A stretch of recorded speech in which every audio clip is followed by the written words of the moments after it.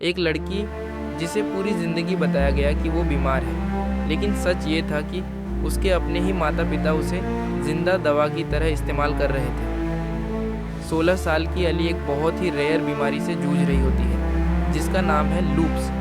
उसकी इम्यूनिटी इतनी वीक है कि वो धूप में भी बाहर नहीं जा सकती, इसलिए उसकी कोई दोस्त नहीं है और उसकी पूरी दुनिया बस उसके कमरे तक सीमित है। उसके 16वें बर्थडे पर भी सिर्फ उसके पेरेंट्स और सर्वेंट्स मौजूद होते हैं। तभी उसे उसके फेवरेट पॉप स्टार का वीडियो कॉल आता है जो उसके पेरेंट्स ने पैसे देकर करवाया होता है। अली खुश तो होती है, लेकिन अंदर से उसे ये एहसास भी होता है कि वो एक नॉर्मल ज़िंदगी कभी नहीं जी पाएगी। रात में वो मिरर के सामने अपनी डेड स्किन हटाती है, मेडिसिन्स खाती है और एआई से पूछती है कि दोस्त कैसे बनाए जाएं। लेकिन हर जवाब उसे बाहर जाने को कहता है और वो बाहर जा ही नहीं सकती।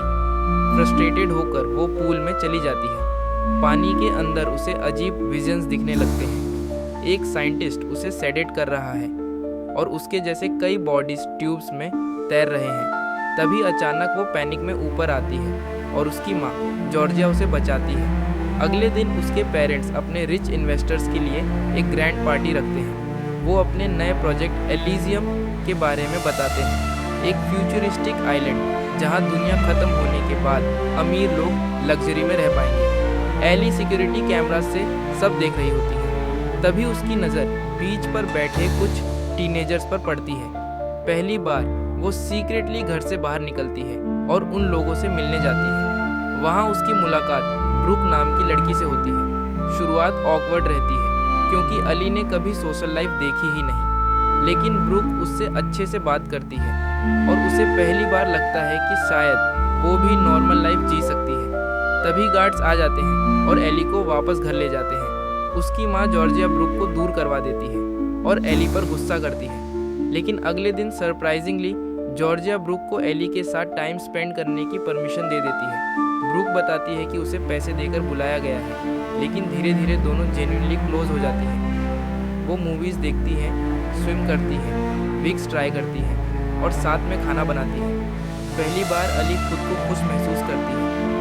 एक दिन ब्रुक नोटिस करती है कि एली के पेरेंट्स बिल्कुल बूढ़े नहीं लगते, जबकि पुराने वीडियोस में भी वो ऐसे ही दिखते थे। उसे सब कुछ सस्पिशियस लगने लगता है। उधर ब्रुक अपने व्हील चेयर बाउंड भाई रॉबी को एली के घर से चुराई हुई मेडिसिन देती है, लेकिन इंटरनेट पर सर्च करने पर पता चलता है कि ये मेडिसिन लूप्स की नहीं है, बल्कि किसी इंसान को मेंटली वेजिटेबल बना सकती है।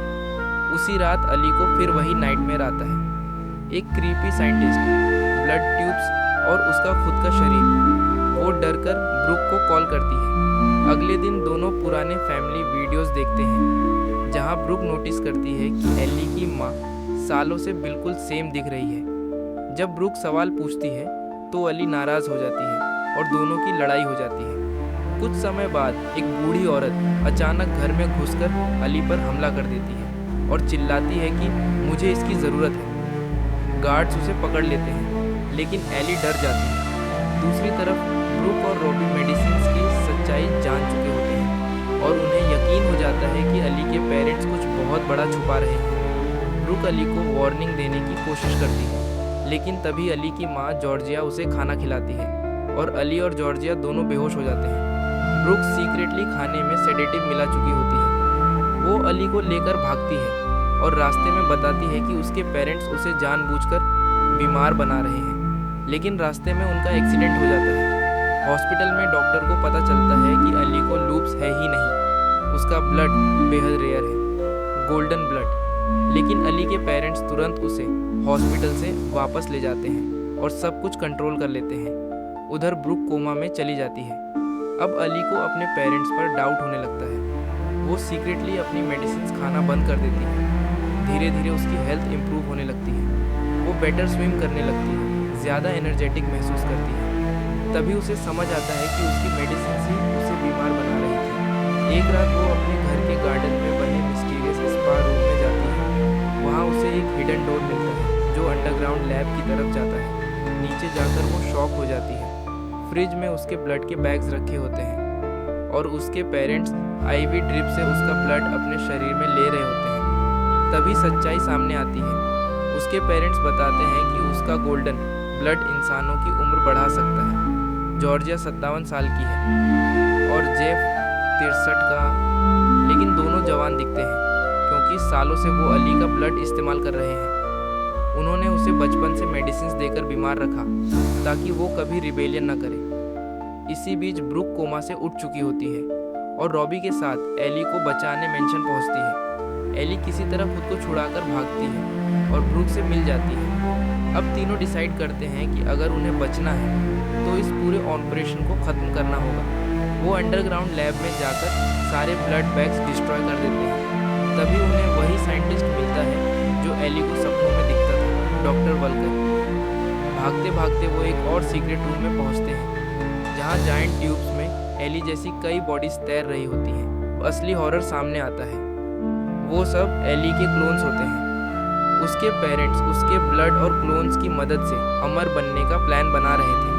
एली गुस्से में सारे ट्यूब्स तोड़ देती है और क्लोन्स को ख़त्म कर देती है।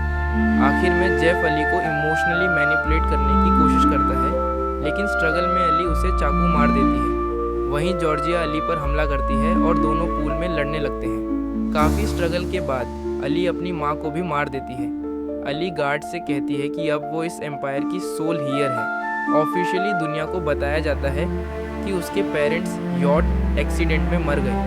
1 साल बाद अली पूरी तरह हेल्दी ज़िंदगी जी रही होती है। वो एलिसियम प्रोजेक्ट को गरीब बच्चों के इलाज के लिए इस्तेमाल करना चाहती है। ब्रूक उसके साथ होती है और रॉबी अब चल भी सकता है, लेकिन एंडिंग में रॉबी अंडरग्राउंड लैब का एक और हिडन रूम डिस्कवर करता है जहां सैकड़ों अली क्लोन्स अभी भी मौजूद होते हैं।